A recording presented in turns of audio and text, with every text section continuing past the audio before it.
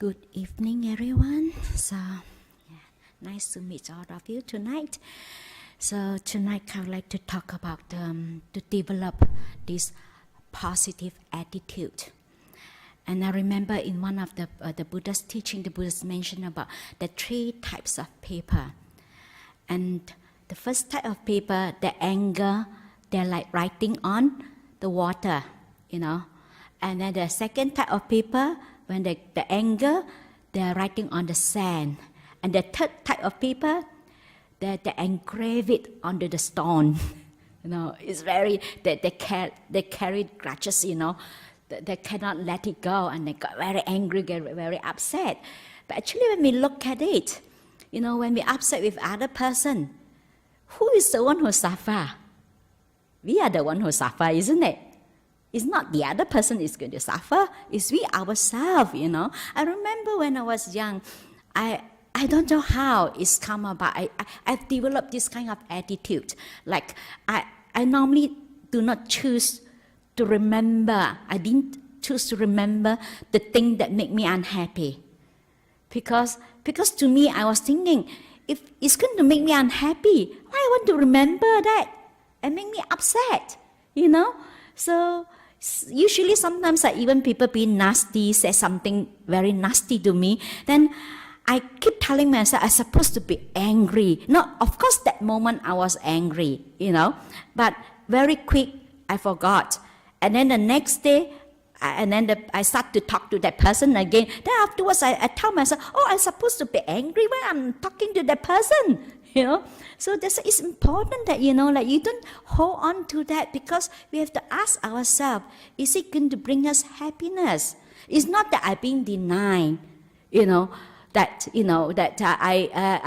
it's things that make me unhappy, that I'm not going to carry that with me. So if things are going to make me happy, sometimes it's nice to remember the good things, the happy moments, and make me happy. So I said, why I'm so stupid to keep holding on to things that make me unhappy?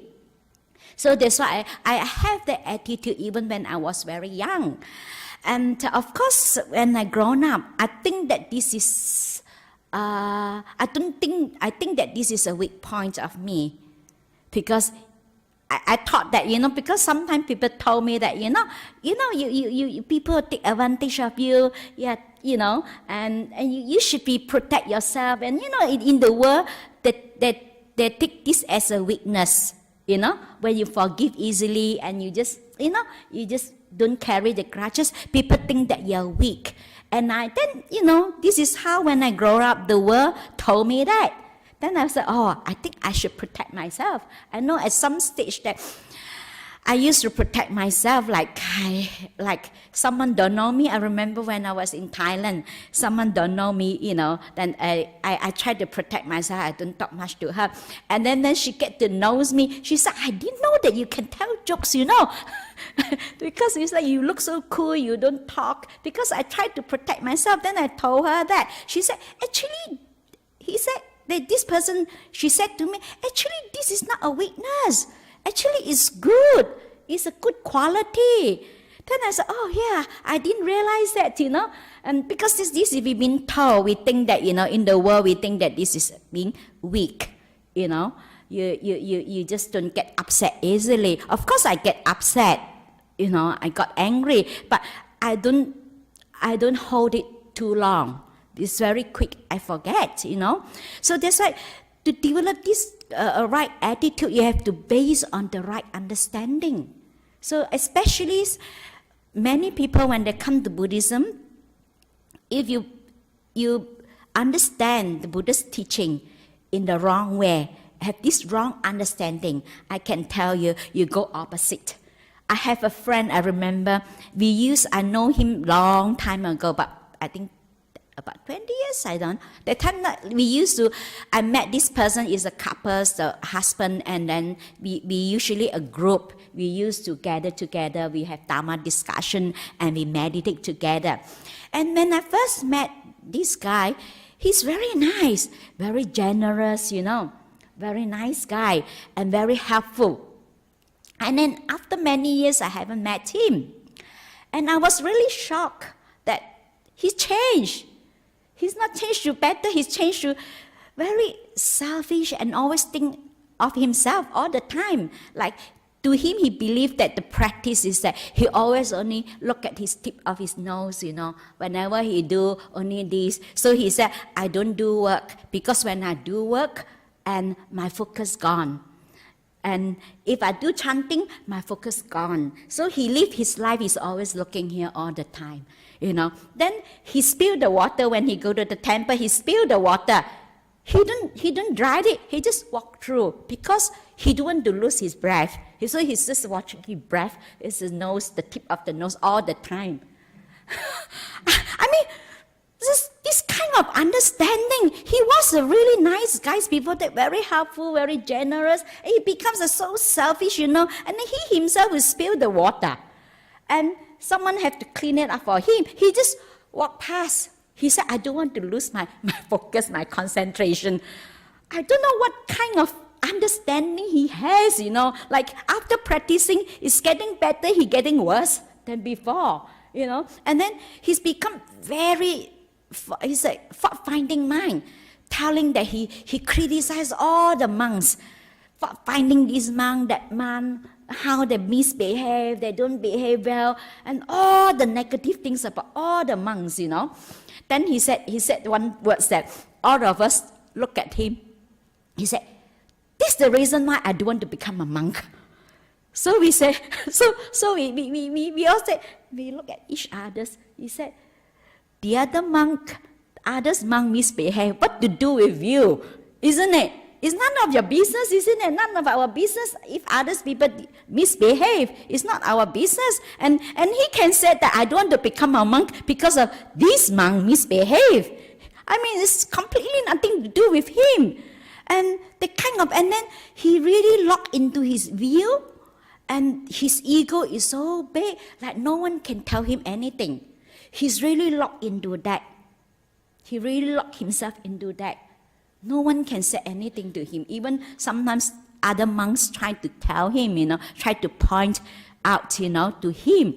He got so upset, So who want to say anything? Because, isn't it? Because you lock yourself in, That's why it's very dangerous, because when we have this wrong understanding and then we develop these wrong views, particular views, that he believed that, he will get enlightened sitting and meditate, and then he will just get enlightened like that.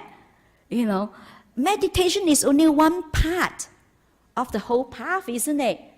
It's not the whole thing, That's why whatever practice that we take up, if we base on the wrong understanding, then we develop these wrong views. And it's worse than having defilements, I can tell you. It's just like, because you wouldn't learn, you lock in. Like Angulimala, if some of you have read his story, his story, he's a killer, he's a severe killer. But because of after he listening to the Buddha's teaching, so he developed, he practiced, he followed the path, he got enlightened. So don't worry about your angers, don't worry about your defilements. But the most important thing, not to lock yourself in, into your own views and opinions. I know the best. Just recently someone just wrote me a letter, a long email. She cannot decide whether to take up, there's some monastic, international monastic training. So she's going to ask me whether worthwhile, do I know this particular nun, any comments, So I told this person, I said, I met this nun before, but I don't know her personally. So I cannot comment and speak on something that I don't know. But I said, anyway, I encourage you to go, to visit, to have this open-minded, be open-minded. It's okay to take paths. I said, before I ordained, I've been travel and stay in the monastery in Thailand, in various monasteries. And I find that this is really helpful to me in my monastic life. You learn. You always can learn something from others. To be open-minded, not to lock into say, oh, my tradition is the best, my way of practice is the best, or my guru is the best, no one else. Then we lock into that, Then we don't learn, be open. I told her, I said, be open-minded. I said, we can always learn something from others, And because of lack of understanding, there's like we don't see things, we don't understand, we don't see that it's a suffering, we don't understand. So there always, two ways of looking at things. Depends on how you look at it, isn't it? And you can look at it, like depends on how you look at it.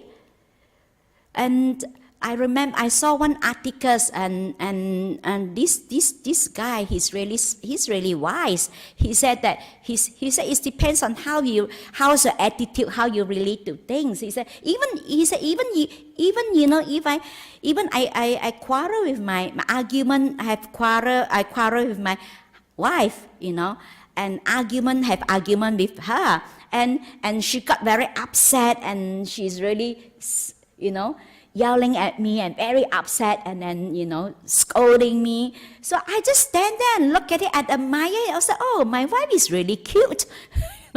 So this is how you look at it. You can look at it, you can admire, So it's okay. Even you got a bossy wife or bossy husband, it's fine. You can, isn't it cute, It depends on how you look at it, isn't it? You can always look at it in a positive way or in a negative way. It depends on your mentality, your attitude to look at things. So talk about this bossy wife. And I remember there was a man that he married to a wife that his wife is really bossy. So until the point that he had enough. So he said, I have to see the psychologist, I have to go to see psychiatrist, I need counseling, I can't take anymore, I can't bear anymore. So when he went to for this counseling, so the psychologist told him that, you have to be more assertive. So next time become more assertive. You are too soft. So give him the book of how to develop this assertiveness, become assertive, So on the way back, he read the whole book, to be assertive. So the moment he arrived home, he stormed into the house, he pointing finger to the wife, From today onwards, I am the master of this house. I am the owner. My word is the command. You have to listen to me. So tonight, I order you're going to make me a gourmet meal and followed by a sumptuous dessert and draw me a bath so that I have a nice hot bath, and you're going to dress me. Guess who is going to comb my hair? The wife said, the funeral director.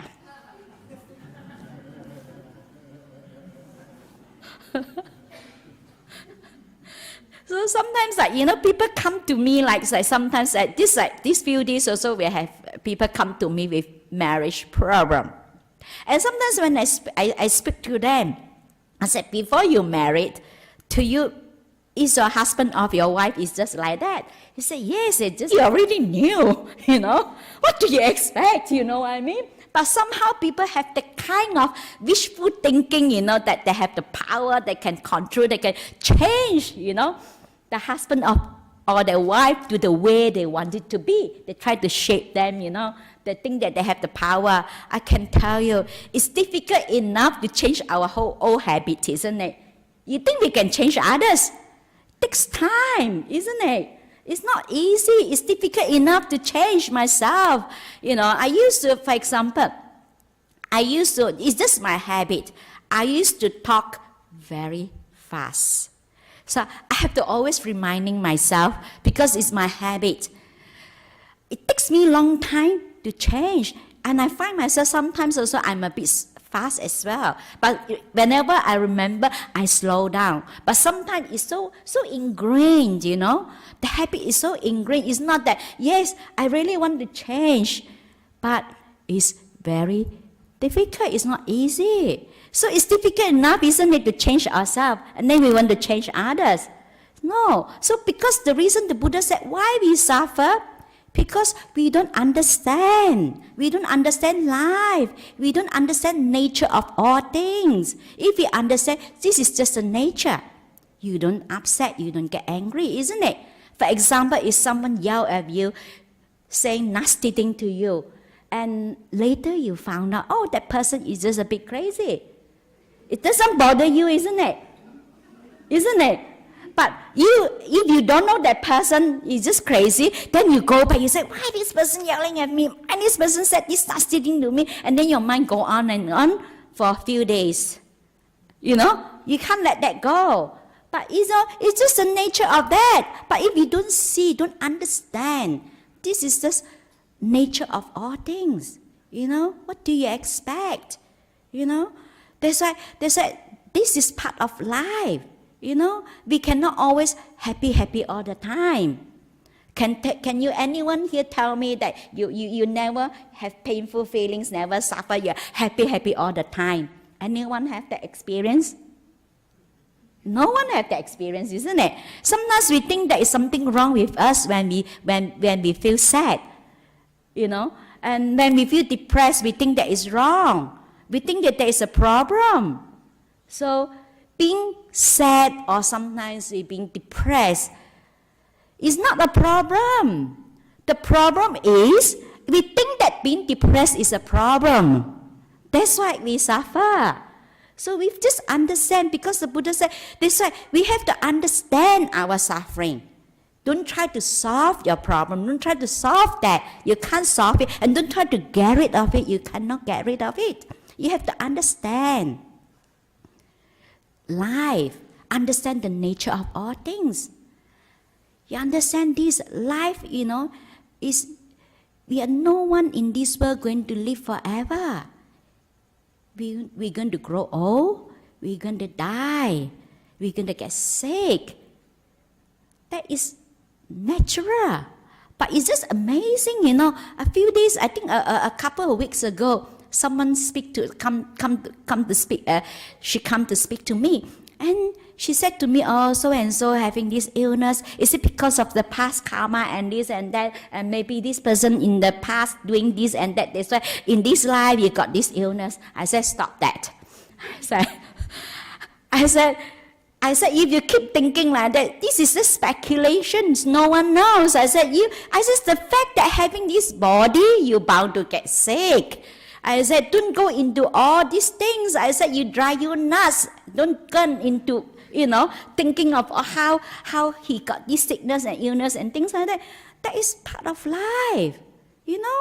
So what do you expect, isn't it? No one is going to live forever. We're going to die, you know.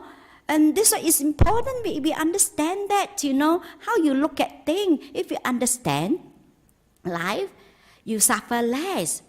So, and today another couple come to speak to me, and they're from India, and they said, oh, they've been go through lots of difficulties in life and things like that. They want to speak to me. I said, you're not the only one. I said, we all have difficulties in life. I said, that is part of life. I said, when you're born into this world, you experience happiness, you experience painful feelings. You know, even you have happiness, the happiness also go. The happiness cannot stay, isn't it? So at the end of the day, is it matter? Whether, you know, even unpleasant feelings, suffering will pass. I said, because you don't understand. If you understand the nature of things, you suffer less. You don't hold on to that, expect something else, you know. I remember recently, I saw an article that there was a lady, you know, she had this plastic surgery. She spent about 800,000 to do to have this plastic surgery. And she, until the point like so much of all the silicone on the face, like she can't smile, cannot smile. So then she has to do a operation, a surgery that to make her lips go this way. So whenever she's not smiling, also she's smiling. She's. It's just, you see. I mean, people don't accept that reality. We still grow old. No matter how many times we're going to do facelift, we still grow old, we still die. The inside the body, And how come we do not get sick? So I laugh. I say, of course we get sick, And sometimes people think there's something wrong if I get sick. And then they don't accept that, some think that, don't talk about it, If you talk about it, they think that, doesn't mean that you don't talk about death, you're not going to die. Isn't it? You're still going to die. That is the reality. So that's why Buddhism is not pessimistic. We make the most of it while we got it. When life is very precious. In Buddhism, we treasure life. Life is precious, being alive, That's why this is how you look at it, to develop this positive attitude, to look at things in a positive way. So no one is perfect, you see. But the problem is, if people always like to focus on the shortcoming, isn't it? If someone has 60%, it's already very good, isn't it? But most people don't focus on the 60%. They focus on the 40%, isn't it? Yet, how much they have achieved, how much we got, we never look at that. We always look at that. We always look at that. So the same thing. So if we want to focus on the shortcoming of others, you're bound to suffer and you develop that negativity. So if you look at the goods in others, you feel happy, isn't it? Because you look at the good things, and then at the same time, when you focus on the good of others, you develop that qualities. That's the wholesome qualities, and we are happier. It's not that we're being denied, but you can choose. You can choose to keep focusing on how bad the person is and got miserable and upset. And you also can choose to look at the good in others, and you rejoice in the good qualities of others, and you're happy. You have this mudita, you rejoice in the goodness of others, and you develop this quality as well. And this way it's not to. Sometimes we don't understand that it's just the nature of all things. It's nothing wrong with us, and our problem is not out there. You have to look at how we relate to things. It's not what happening to us is important, So I remember recently when I went to Taiwan. So we have some Dharma sharing with Mahayana temple. This is the first time I went to this temple. And this temple, she's the master of this temple. She's a very senior nun. She ordained in 1965 when I was only 5 years old. So she's a very senior nun, experienced nun, and she had many branch monastery. And she spoke to me. She said, "What makes you to take up this responsibility? To have a monastery, to look after all the nuns, to do all this job, It's not easy. It's a big responsibility." So then I told her that, it's, to me, depends on how you look at it. Because if you understand that, because I said the moment, I take up this position, I have to expect that I'm going to experience criticism, complaints, That is part of that. I cannot expect that, I got praise all the time. Especially you cannot please everyone, isn't it? Then I said, I don't take it, I don't take it too seriously. I said, to me, I can only do my best. If people expect more from me, I'm sorry, this is what you get. Isn't it? I can't be more than what I can do, I can only do that much, then that much. That's why it's very important to be honest with yourself. I can only do that much. So I said, I don't find it too difficult. I said, I never train the nun. They train themselves. All I need to do is to give them the guideline, give them the support, give them the encouragements, up to them. They are not doing, their practice is not they're practicing for me, they're practicing for themselves. It's not that they practice and I got enlightened. Isn't it? So that's why that's why you have to understand this is nature of the job. It's not about me. We don't take it personally. Whoever in this position, you get it. You got criticized. For example, I remember someone asked me when I was in Singapore. She said, "How could you do that? Like you can give a talk, you can just talk, and you don't have to look at papers and things like that. And then like how can you do that? You don't feel nervous." So I said, because if you come with the big ego sense of self, thinking that I'm going to give a great talk, I'm going to impress everybody, and everybody will like my talks. I said, then you're bound to suffer. I said, I don't worry about that. I remember when I was in Malaysia, and they arranged a public talk, and then they said, the public talk, they said, no Q&A.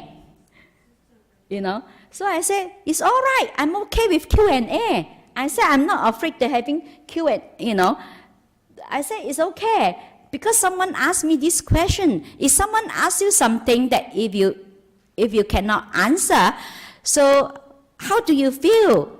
I said, I don't have all the answer for all the questions, I said, see, if I don't know, I just said that I don't know.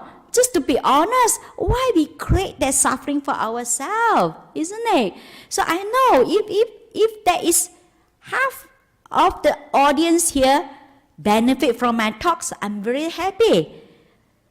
If only 20% benefit and like my talks, is okay. If no one like my talks, is okay too. Then I don't have to come here to give a talk. Then I can go back and meditate. I said, why sometimes we are the one, we create so much, we create that, we put on a lot of pressure on ourselves. We think that we have to be the best. Because I understand, it's just like an apple. No matter how perfect this apple is, no matter how juicy, how tasty this apple is it everyone is going to eat this apple? Everyone is going to like this apple? No, isn't it? There's still someone, not everybody like apples, Someone don't like it. Not everybody like it. So if I want everybody to like me and I cannot take criticism, then I'm bound to suffer. So this is why you have to understand that, then we suffer less. So don't try to solve the problem. We try to understand our problem. So I remember when I decided to become a nun, and I was, I have a small business, and then because I stopped the business, then I have to, because I still have those machinery that I'm not be able to sell it immediately. Then I have to pay renter to store that, I'm not be able to sell it, but I'm not doing any business anymore, but every month I have to pay renter. And my family so worried about that. Then I was planning to go to Thailand. They said, and then my family said, what kind of person you are? Why you don't bother? You haven't solved your problem, now you're planning to go to Thailand. Then I told my family, I said, at this moment, I haven't think of a way to solve my problem yet, I said. So if worry about it will help me to solve the problem, then I worry about it. So then I said, I can't think of anything, I just put it aside. Sometimes we don't have to. Sometimes we think that we got to solve the problem right now. No, sometimes we don't have to. You haven't think of. So then later my problem solved. Sometimes we think that this is a problem, I got to solve it now. No, we don't have to. So that's why the Buddha's teaching of the Four Noble Truths, the first Noble Truth, the Buddha said, the first Noble Truth, the suffering has to be fully understood. So when you understand that this will lead me to suffering, we don't go there, isn't it? So actually, that is leading you to freedom, leading you to happiness when we understand suffering. So the reason why we suffer, because we don't see that it's just part of the nature.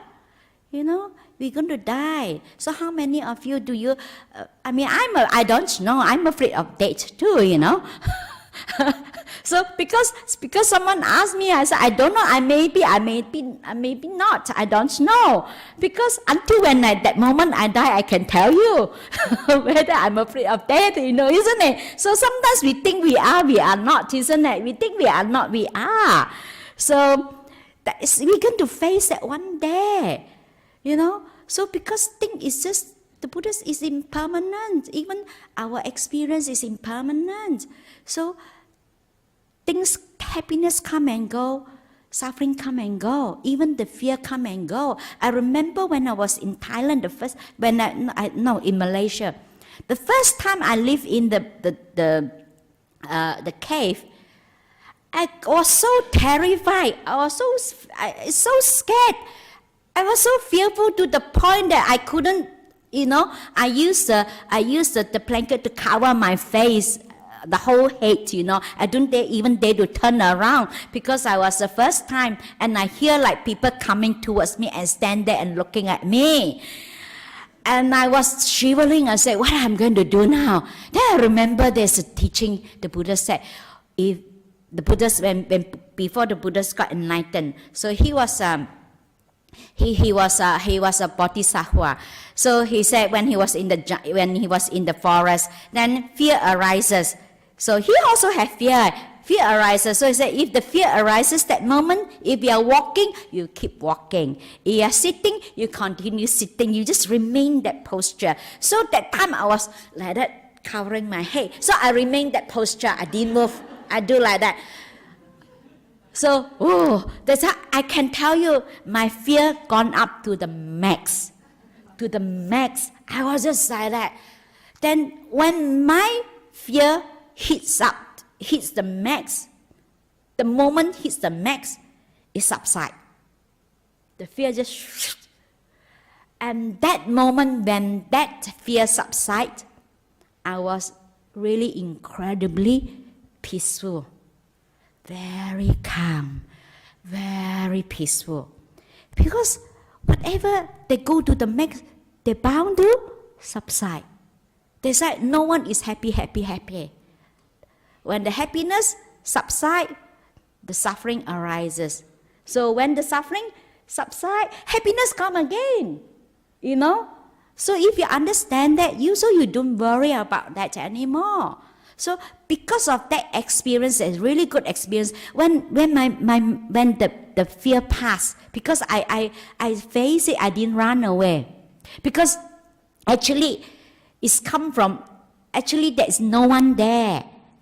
Because of the fear, and then you have the suspicious that someone coming.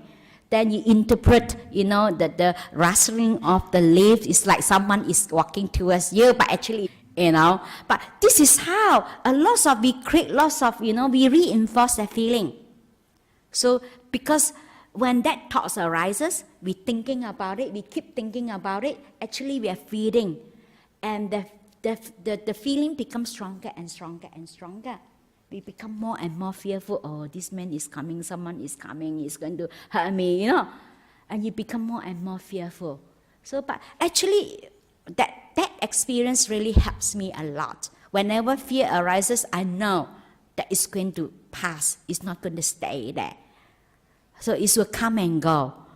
So that's why you have to understand. When you understand that, you suffer less. So that's why, because of we don't understand, we don't see that.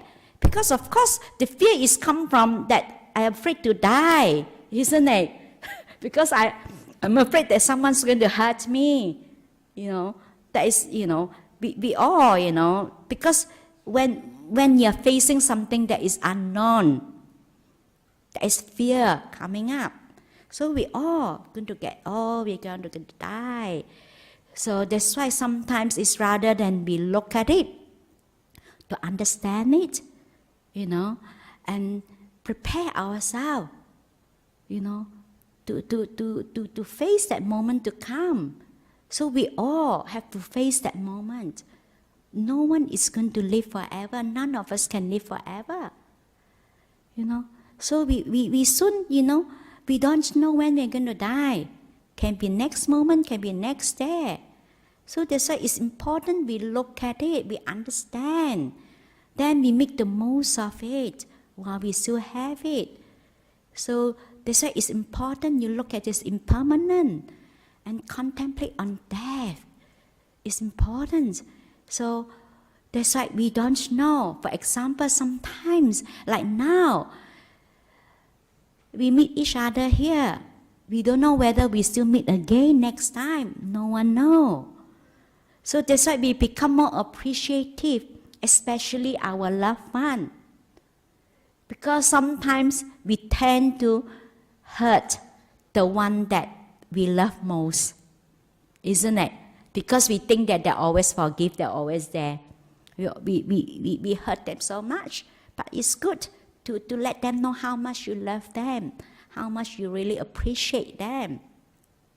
Because I remember when my father on his deathbed, and I just came back from Australia, and this is because the way we brought up, my father is always like, that is the one is like the hierarchy, the one that, then we always not very close to my father. And this is the first time I'm very close to him. I sat next to him.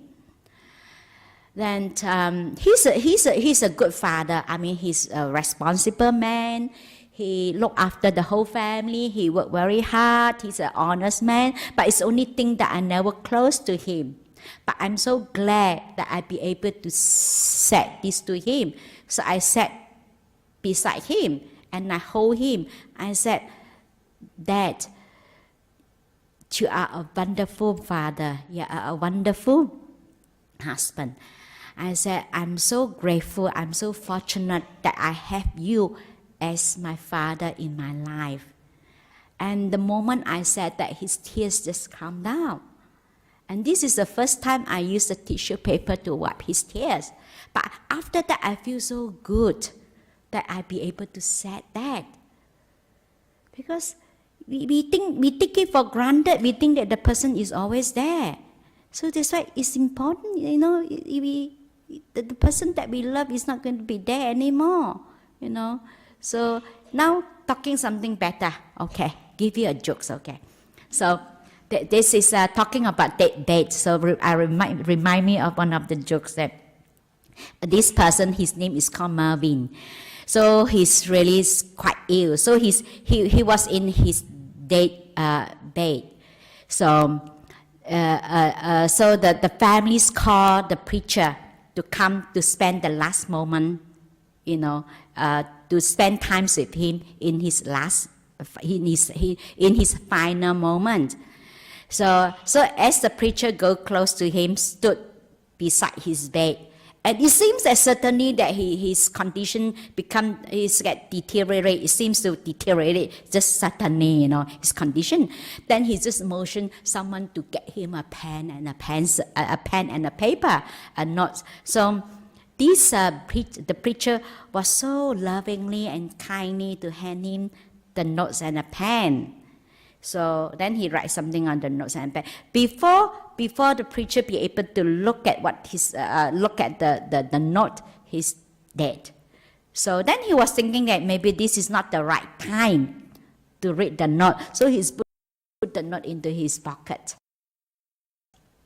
So then he was thinking, in a funeral. And then suddenly he remembered the notes, Then he said, oh, by the way, there's a note from Marlins, So as all of you know him, it must be something very inspiring that we all can gain from. So he put his hand into his pocket, he pulled the notes out, and he ripped out the notes, Then he looked at the notes said, hey, you are standing on an oxygen tube.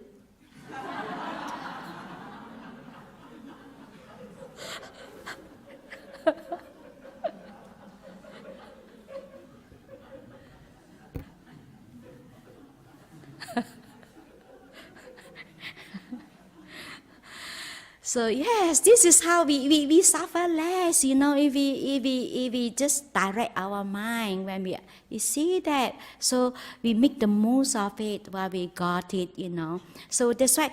So to develop this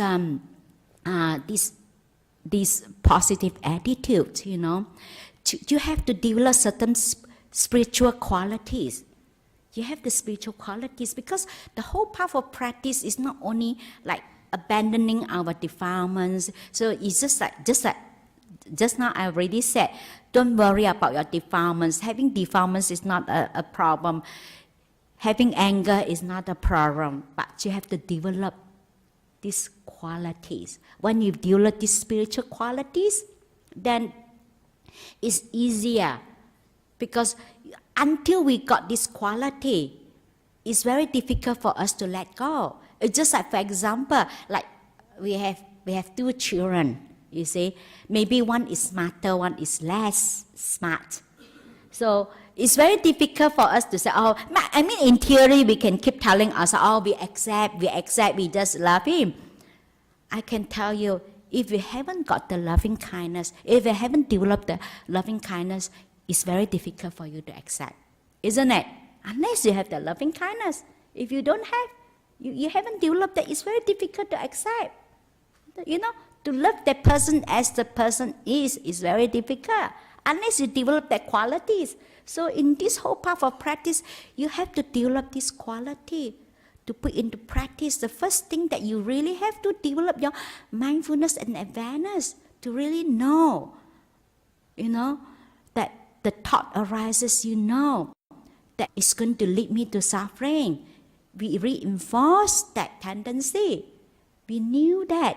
So the first thing we have to develop this awareness, mindfulness, the aware, to know that this is going to lead us to suffering.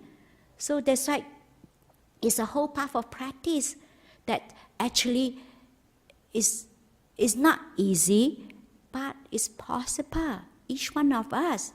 So the Buddha's mentioned about there are 4 ways of progress. So the first way is that someone, if by nature, they're very strong defilements. When you have strong defilements, you have more suffering, isn't it? Because of great hatred and delusion, because of greed, If you can't get what you want, you get upset, you get angry, isn't it? So the defilements leads us to suffering. So then you have lots of suffering. If someone by nature lots of very strong defilements, then they have more suffering. But the Buddha said, if someone even with very strong defilements, if the person willing to put into practice to develop these 5 spiritual faculties, that is to develop this faith, they have the faith, they have the confidence in oneself that, yes, I'll be able to develop that. It's important. If we don't have especially the faith, the confidence in ourselves, it's very difficult. Because what's the point of practicing? Anyway, I can't do it, isn't it? So that's why it's important that you have the faith in oneself. So the energy, to have this energy, the effort, Because when we have faith, actually, that gives rise to energy. Then there is happiness. When we have energy, we feel happy, isn't it? When our energy low, we feel depressed, isn't it? When we have lots of energy, we feel happy. So when we're happy, so then your mind become. Then you have to develop this mindfulness, because of happiness leads to you become bright. When you're happy, your mind is bright. You're more alert. That's why you will develop this mindfulness. So when your mindfulness is strong, then that is how you'll be able to focus much more. So then that is the focus, that is the stillness. And with stillness, that is where your wisdom arises. So these 5 spiritual qualities, there is a faith, energy, stillness, mindfulness, stillness, and wisdom. So the Buddha said, so even those, and the Buddha said, this is the painful but fast. Even though you have lots of, your defilements very strong by nature, but if you develop these spiritual qualities, and this, even though you suffer, but it's a fast one. The second one, that someone have by nature, they have very strong defilements. So of course you suffer so much, isn't it, when you have strong defilements. And then, but they don't develop these spiritual qualities. So you don't have these spiritual qualities and you suffer. And because of you don't develop these spiritual qualities, it's slow. So this is the way that slow and you have a lot of suffering. The first one, fast, but you have lots of, you have lots of suffering, but you're fast. The second one, you're slow and you have suffered a lot. I think no one like that, isn't it? So that's why. And then the third one, sometimes someone by nature, the defilements is not very strong. They basically, they're not quite, they don't suffer as much, they're quite mild manner, and basically, but if they don't develop that these spiritual qualities, and then this will be is happier because this person is a less defilements, by nature, but even though it's a happy one, but it's slow. And then the fourth one is someone by nature that the defilements is less defilement, it's not so strong. Defilements is less. When you have less defilements, your defilements is not so strong, so you're happier. So if your defilement is strong, you suffer more. So this, because by nature, if the people have less defilements, they're happier person, so happy. And then if you develop the spiritual qualities, it's a fast. So this is the best one. People like this, isn't it? Less suffering, happy, and fast. So that's why you can say, having defilements is not a problem. So all you need to do is to develop your inner quality, your inner beauty. That takes you a long way. So I offer this for Dharma reflection. May this teaching be of benefit to all of you. Any questions or comments?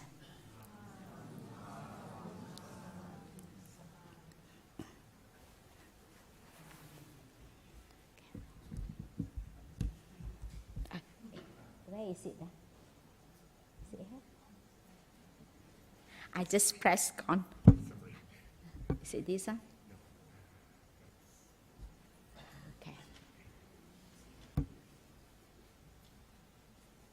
So the first question, what is a good way to learn to be more open-minded, patient, and be nicer?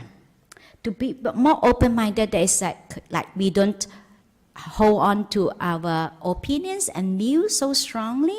So we leave it open. We say, okay, I'm not sure. We just give it a go and just leave it open. But not to hold on that, my views is right, my opinion is right, I'm right. So whatever things that we see, we leave it open. So we give it the benefit of doubt, not to have this fault-finding mind. Then we become more open-minded, you know. Because sometimes we don't know what we see, sometimes might be not that, you know, sometimes like what we see in that moment might not be actually what is happening, isn't it? Sometimes we can be quite deceiving, you know, what we see. So not to latch on, to hold on to what we think, you know, that is right, definitely right, you know. So we leave it open, you know, we just leave things open. So yes, the person might be right, might be wrong, I don't know. So it's okay that we don't know, we don't have to know everything. And then patient because this is a good way to be patient. Actually, it's the patience itself that, you know, it's come from the wisdom, the understanding. Unless you understand, then you be patient, isn't it? So that is the patience has to come from the understanding of, you know, things. Okay, you know, I just have to endure. You know that this will pass. No, unless you have that understanding. So that's why not to worry about that. This is a gradual training. You keep training yourself, and things happen by itself. These qualities, you know, it's just like when we develop these inner qualities. It's just like people going to gym to develop the muscles. You need to do that every day. You need to practice every day. You know, you keep your precept, and to meditate, and to practice generosity. And you have to take up the whole path of practice, and it's a gradual training. So I went to a monastery thinking of becoming a monk. However, when I spoke to the senior monk, he treated me with a real sense of superiority. I thought I would be really unhappy being in the same minds. Try if I ordain, and so I gave up the idea. Is that wrong? Okay. Yes, this is not, I mean, that's not right or wrong, you see. This is the choice you make. But of course, sometimes, like for example, we have someone, if anyone want to ordain, I normally ask them to really come and try and live as a layperson to see whether this is for you, you know. And you might not think that this is really suitable for you. And sometimes you have to be ready, you know, because I have seen some cases like some people think that I got to become a monk, I got to become a nun. And sometimes when you're not ready, or you still have lots of attachment, you know, towards your family, you can't let it go. And sometimes, like some people being even in robes, they become more miserable than in lay life, you know. So, but I'm not saying, I'm not discouraging people to become monks or nuns, but sometimes that we just have to be more like give it a go and see whether this is for you. It's just again, just be open and see whether this is really for me. And this is not right or wrong. I think that time because of because of his that he doesn't like the monks because I've got this superiority. That I don't know, maybe sometimes like it's just the way the person speak. You know, sometimes people just the way they speak, maybe they are not like that, you know, until you, like the Buddha said, unless you stay with the person, sometimes you can never tell, isn't it? Some people, you see what you get. Some people, you see them, you are not getting what you see, isn't it? So that's why you have to live with the person. You have to go there and see whether this is the right place for you. But it's okay. Sometimes like it's not right or wrong, because sometimes in that situation, We can only deal with what we know, isn't it? So sometimes we have different level of understanding. So it's okay, it's already past, because that moment, this is all we know. We can only deal with the situation with what we know, isn't it? So it's fine. So not to worry about that, whether it's right or wrong, it's already past. So this person can always try again, okay? Talking about acceptance, I seem to not have right views. The first step of the path. Should I accept this or strive to change this? Is it even possible to develop this? Of course you can develop this, like just already said that. You can develop this. Of course the right views only come when you have the clarity of mind. The reason we don't see that, when we have the clarity of mind, when we develop the wisdom, then we can see things. So that's why right view, that's why the whole path, you have to have a bit of wisdom. You have a little bit of wisdom, a little bit of, at least the clarity, be able to see that, this is really leading me to freedom. So there's unless you have the awareness, you develop the awareness, you develop the mindfulness, so you have the clarity of mind, then you'll be able to see that. Of course it's possible if we develop that. The wisdom only comes when you have a peaceful and calm mind. It's just like we have clarity, isn't it? Sometimes when we are confused, you try to make any decision, you're not going to get anywhere, isn't it? Because with the confused, the mind is really confused. But when we just put it aside and we find a place to try to make ourselves as peaceful as we could, and just very calm, make ourselves, to calm ourselves down, and it's just naturally you know the answer, you know what to do because you have clarity of mind.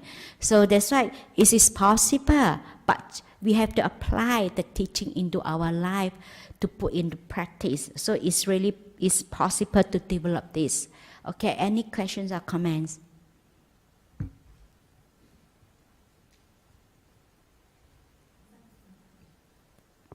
It's my first time to come this talk. I was really impressed by your wisdom. Thank you very much. The message I come out from today is you're talking about the kindness and also understanding of the problems. You said that's the first thing. And also you mentioned the passiveness of the Buddhism. I'm not in Buddhism, but I'm Chinese, so I grew up in that culture, and I always have this passiveness developing in that, grow up with that. So could you please elaborate more, give me more advice about how to become more positive instead of... Okay. So I think the passiveness of the Buddhism is not all the bad thing, is it? I think a lot of people think that because they don't understand. Like for example, when I was I meet so many people in the past, and I know some people said to me that they really don't like it when they first listen to the Four Noble Truths. The Buddha said the first noble truth is suffering. The second noble truth is that is the cause of the suffering. And the third noble truth is the cessation of suffering. And the fourth noble truth is that, the way leading out of suffering, that there is a way out. So because I think people have the misunderstanding that, when Buddhists talk about suffering, that we think that we have to suffer. So then a lot of people have this misunderstanding. They think that the Buddhism is very pessimistic, like it sounds pessimistic, but actually it's not. Because Buddhism is a religion that you cannot understand by just reading books. You cannot.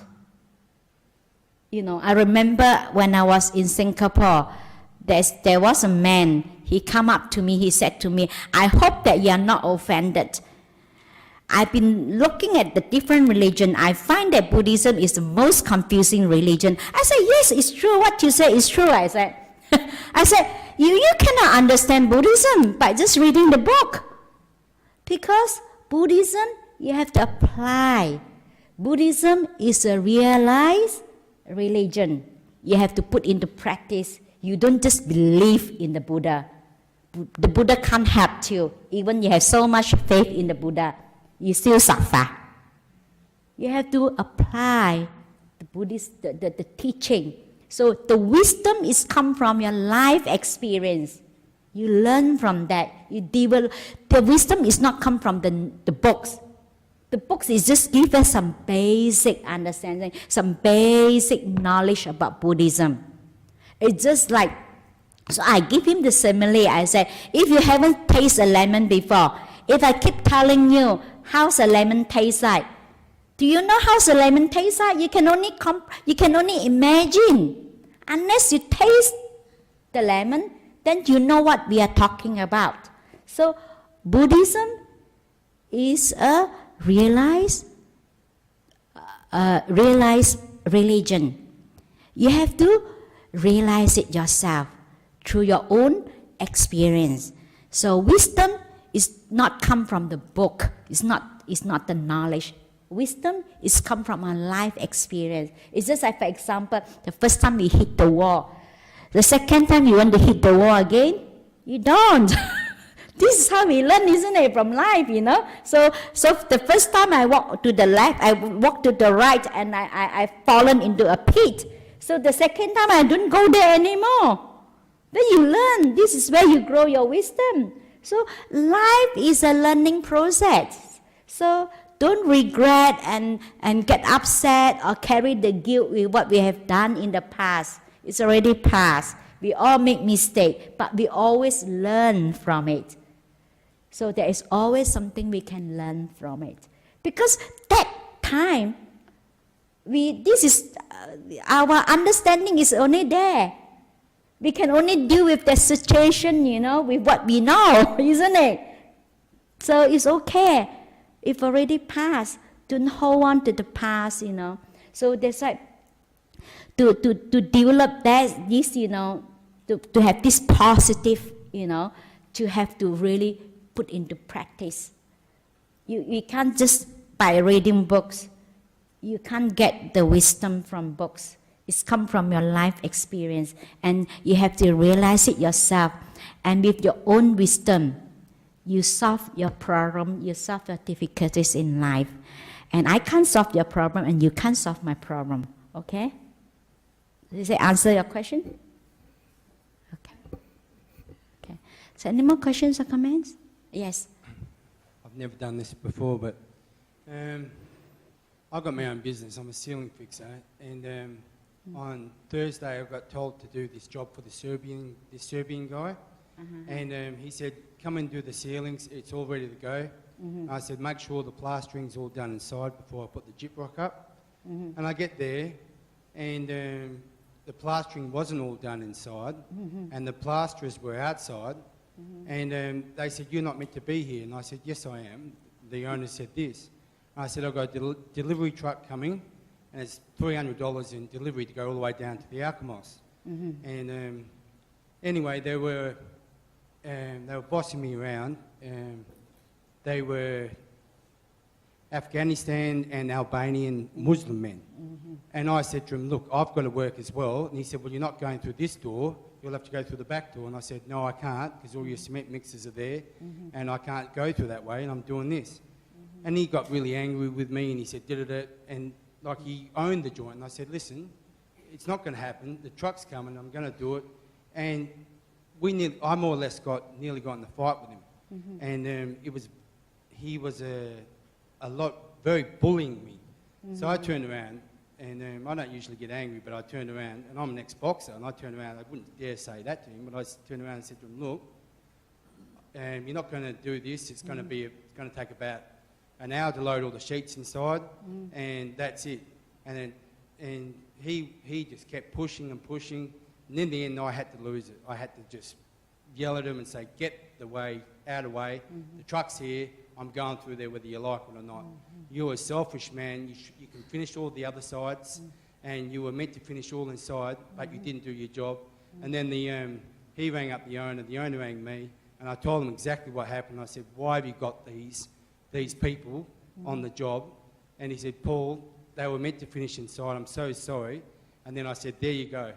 So, yeah, so there is a lot of bullies out there. It's affected me, as it's affected me even today. I'm still affected about what happened, you know, that there's people, that selfish people in life like that.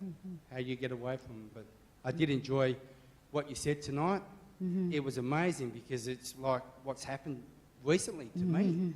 So it was God saying that I've heard what you've said, and it's made sense. Yeah, that's why sometimes people think that you practice Buddhism and then you just have to, you know, sometimes we can speak out. It doesn't mean that we practice Buddhism. Kindness doesn't mean that you know, we still can hiss. Sometimes I do that because we built the monastery, we have construction, you know, things happen, things is not going to, you know, we have always problems, we have lots of problems. Sometimes people think, oh, this is really nice. Actually, it was a mistake. We just have to fix the mistake and then it's become a feature, you know. So because of I'm always try to compromise. We try to, you know, use kindness and compassion. But sometimes when things is getting, you know, then we say, hey, look, you know, you can't do that. But we still speak in a nice way. I mean, but it's really firm. Sometimes, yes, I'm very firm with the builder. It's things that is not right, you know. But doesn't mean that we have to be stupid because we practice Buddhism and then we have to, you know. Yes, we don't fight, we don't hit others, but we can always hiss. You said, no, you can't do that, you know. And sometimes, you know, I remember, there's one of our upsider, he's still working for us. And he's always, yes, remember Hasapanna, your words is my command, you know. Then I said, oh yeah. So he said, and because whenever I ask him to do any job, I just smiling and just ask him, oh yeah, you do this and that. You know what he told me? He said, actually, you're more powerful when you're smiling at me and ask me to do work. So I don't dare to not to do it, because if some other people, you know, like in a very rude way, then actually he's not quite happy. Sometimes he don't do it immediately. But because he said, I'm always set things to him in a nice way. So he said, I always listen and I do it immediately. Because sometimes if others people ask him it's not in a nice way, then he will say, I never get to China if you move it here and there. He said, I want to finish the work and then you ask me to do other things, you know, I never get to China. I said, you don't have to go to China. Why you want to go to China? So, yeah, this is, it's good. Sometimes, like, actually, we don't, if someone wrote and someone, you know, being nasty, actually, we don't have to responsible for the action. So, it's okay. We just, you know, we don't have to argue with them so much. No, well, I've told the owner, I said, I don't want them on the job site when I'm there and in my face like he did, because wasn't very nice. It's really upset me. And not just that, just a few comments, what he said, you know, he said, I'm not going to tell you what he said, but it wasn't very nice. And yeah, so I just said, when I finish my job, then you can come back and do what you got to do. But you do have to come back and do a few of the walls, because otherwise it's costing me money on the job. And no, it's just he was completely rude, and he thought he was really good, especially being Muslim and that. And it was quite offensive. It wasn't, you know. I said to him, mate, Australia is for everybody, not just for you. You can't just boss us around and think it's all your job. You know, you've only been here for 4 years. I've been here all my life. You know?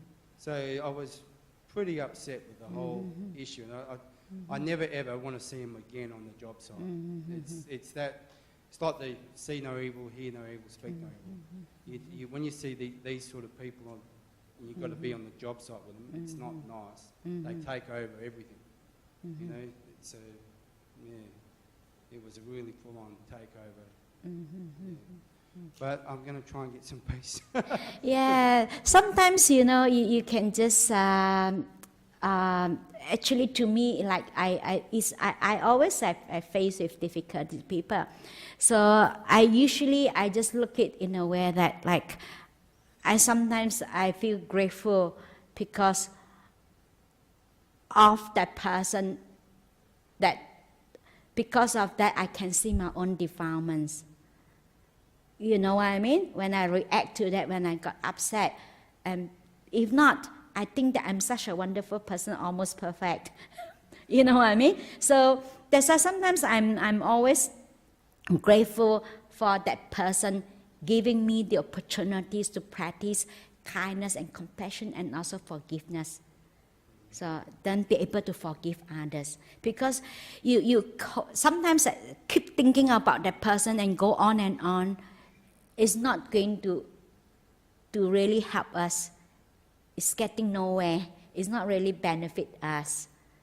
So it's not that we are weak. We just okay, let it go. You know, it's just okay.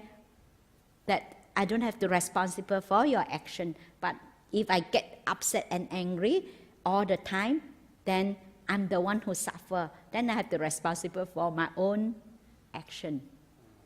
It was just a horrible situation. Yeah. When you got to, you know, there's $3,500 of material getting dropped on the job.